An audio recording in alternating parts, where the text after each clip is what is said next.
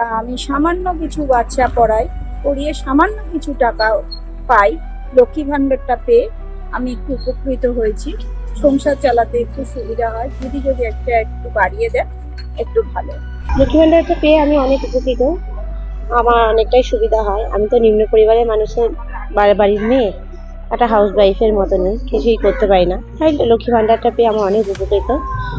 আমার অনেকটাই সহযোগিতা হয়ে যায়। বাড়ির হাজবেন্ডকে কিছু টাকা দিতে পারি, বাচ্চারা চাইলেও কিছু টাকা দিতে পারি, আর নিজের হাত খরচাটাও কিছুটা পার করতে পারি। তার জন্য দিদির অনেক কৃতজ্ঞ। দিদি অনেকটাই আমার সাহায্য করেন। এবার আমারও অনেক সাহায্য হয় লক্ষ্মী ভান্ডারটা পেয়ে। দিদি যে 1500 টাকা করে আমাদের যে লক্ষ্মী ভাণ্ডার দিচ্ছে, আমরা তাতে খুবই খুশি, উপকৃত হচ্ছি। আমাদের সংসারে অনেকটাই সাহায্য হচ্ছে এ থেকে।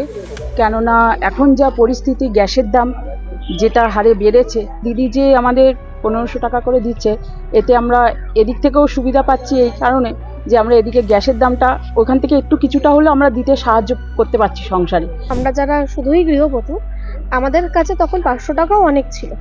পরবর্তীতে সেই 500 টাকা বেড়ে হয়েছে 1000 টাকা, এবং বর্তমানে এটা এখন 1500 টাকায় আমরা পাচ্ছি। এবং যারা আমাদের তপশিলি ভাই বোন, এসসি এসটি সম্প্রদায়ের মানুষ, সেই সমস্ত মহিলারা পাচ্ছেন 1700 টাকা করে।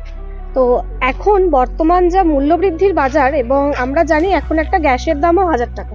তো সেখানে কিন্তু যদি আমরা 1500 টাকাটা পেয়ে থাকি, তো অন্তত মাসের গ্যাসটাও তো আমরা লক্ষ্মী ভান্ডারের মাধ্যমেই পাচ্ছি। এবং সেটা বাদ দিয়েও আরও 500 টাকা কিন্তু আমাদের হাতে, এবং তপশিলি ভাই বোনদের ক্ষেত্রে আবার বলবো 1700 টাকা।